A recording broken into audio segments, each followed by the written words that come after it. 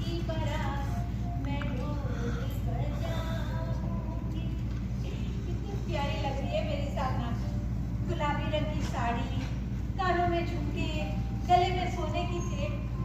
मेरी साधना तो साक्षात किया है। जिस परिवार में जाएगी अपनी सेवा भावना से सबका मन जीत लेगी। कभी मेरी छोटी बेटी दूल्हा बनना है और भी परिवार के लोग हैं।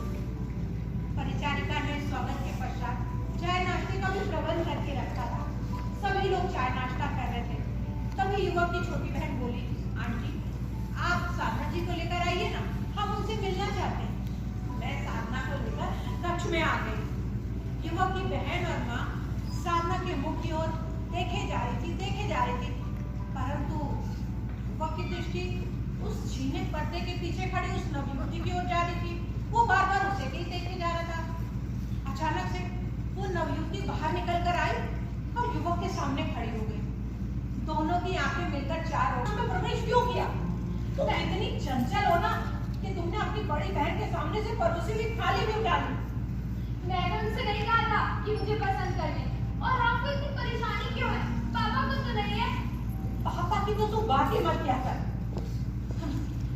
जब से हमारा विवाह हुआ है मैं देखती आ रही कि वो समस्याओं के सामने हथियार डाल देते हैं, जबकि समस्या का समाधान करना एक पिता का धर्म, कर्म और मर्म होता है।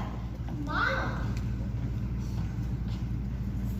समस्याओं का समाधान विवेक से होता है और विवेक शुद्ध बुद्धि से आता है और शुद्ध बुद्धि ईश्वर कृपा से प्राप्त होती है।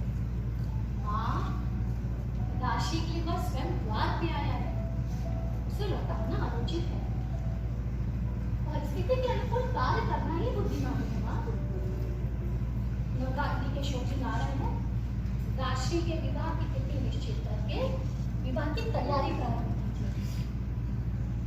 बड़ी बहन का कर्तव्य है कि उसका वरद हस्त छोटी बहन के शीश पे रहे।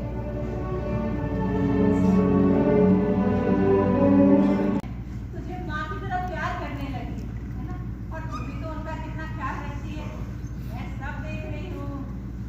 साधना, मैं ये सोच रही थी बेटा कि तू उनके घर की बागडोर को अपने हाथों में ले ले, बच्चों के भविष्य को अपने भविष्य से जोड़ ले। माँ, मैं तुम्हारी भावनाओं का आदर करती हूँ, पर तुम्हें मेरे सपनों की जरूरत ही नहीं है।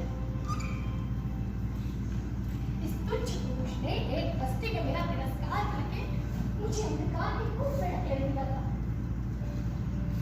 आज अपने परिश्रम के बल मैं इस लक्ष्य तक पहुंची जिसमें सुशील कुमार का कोई योगदान नहीं है।